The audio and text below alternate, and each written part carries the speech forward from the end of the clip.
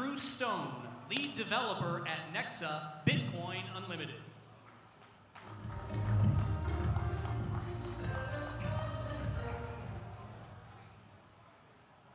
A new chapter in cryptocurrency scalability is here. Introducing Blitz by Nexa. Blitz employs dedicated electronic circuits to process payments 10 times faster than a CPU core, while using only 1/100th of the energy. Common bottlenecks in crypto software are eliminated by opening a floodgate with hardware. Blitz is a small, low-power M.2 accelerator card that connects to the computer over the ultra-fast PCIe bus. With 1,344 hardware multiplier blocks, its field-programmable gate array performs the multiplication-intensive digital signature checks with ease. Its factory-loaded bitstream implements a highly optimized hardware circuit for point multiplication on the SECP256K1 curve and is used by the Nexa software to offload signature verification. Blitz is also an R&D tool. The open-source Verilog descriptions of its circuits can be modified, resynthesized, and reloaded on the fly using the free toolchain from Evernex. Blitz by Nexa isn't better software, it's cryptocurrency-specific hardware. Testing. Did that work? Yes. Great. Okay, let's get some slides up. Great. Okay, so before I start, I just want to, I caught the end of that last discussion. I thought it was really interesting. By the end of this one, I will show you a QR code and some text, and that will be a uninterruptible, anonymous offer to exchange two assets, and it's just data. So regulate that, right? Freedom of speech in the United States implies that I can place this information wherever I want, and it's protected. But let's get started. So my name is Andrew Stone. I've been a Bitcoiner since early 2012. And then I founded this organization called Bitcoin Unlimited, which fought the blockchain scaling wars. We lost, and here we are, right? I also teach a blockchain course at UMass Amherst, and that's about me. So, when Bitcoin was first created, it contained a lot of socially transforming innovations. I got them up there. It introduced a very strong implementation of sound money.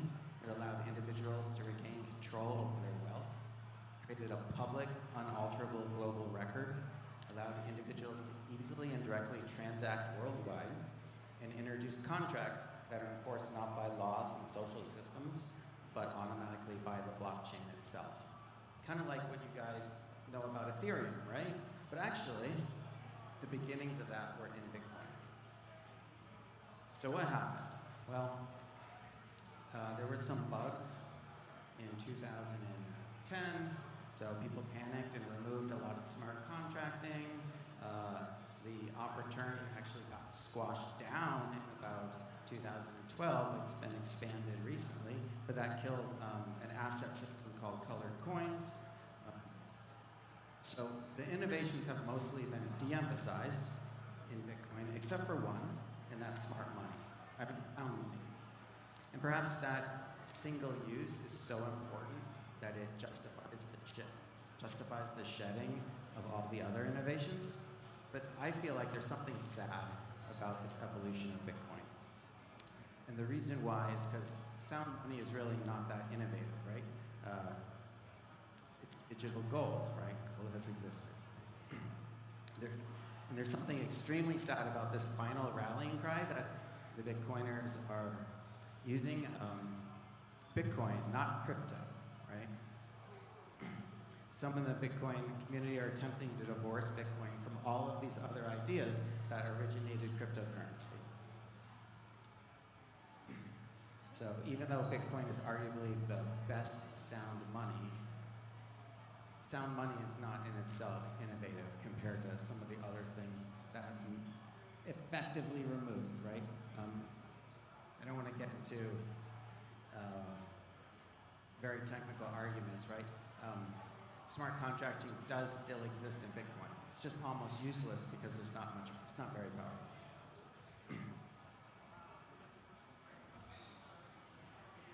Okay, well, perhaps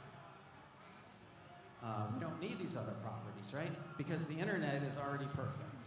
So why would we need to solve any other problems, right? Well, it's hard to make that claim looking at the internet today. We have lies and misinformation all over social media. And as advertisements compete with other advertisements, I just grabbed some of these screenshots last night, right? So they're just this fruitless attempt to make advertising dollars pay for almost the entire information economy.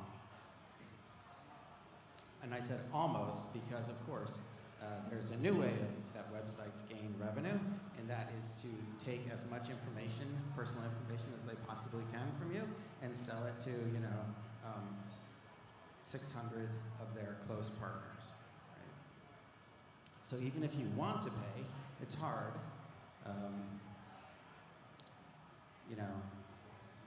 I want to pay for an article, but instead I get to sign up for $1 a week deducted from my account, right? So $50. And of course, I have a headline that just happened about Amazon's dark pattern sign up, right? Like there's something fundamentally wrong with the ability of a business to pull money from your bank account periodically, and then you have to contact that business to prevent that from happening, as opposed to you could just stop. Testing.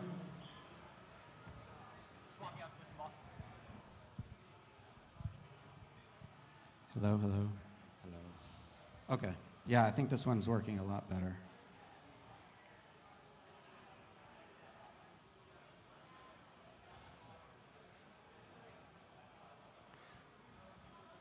Okay, and just as a personal statement too, Amazon that did that to me, where's my money, right? So someone sued someone, $2.5 billion was sent, where's my money from that? Okay, also, don't be this guy. I think it's a little fuzzy, so you can't see. Let me explain. Literally just a month ago, someone posted on Twitter and said, oh my God, I posted something on GitHub, like I complained about a PR, and GitHub decided to shut off my account. And I'm using my account as a single sign-on with 10 or 15 other developer accounts. So my entire online identity as a developer over the last 10 years is locked, right, is gone. All my work gone. All my other connections, right, single sign-on, all of my other, Stack Exchange and everything, gone. So what did that person do wrong? Well, they delegated their identity to a centralized third party who also, is a business. So if someone wants, the business wants to find the shortest and most efficient path to a solution, which is to possibly halt someone's account, right? At least if it was a governmentally issued identity, you could actually complain and go in front of a judge, right? There's no judge in your GitHub identity. Okay.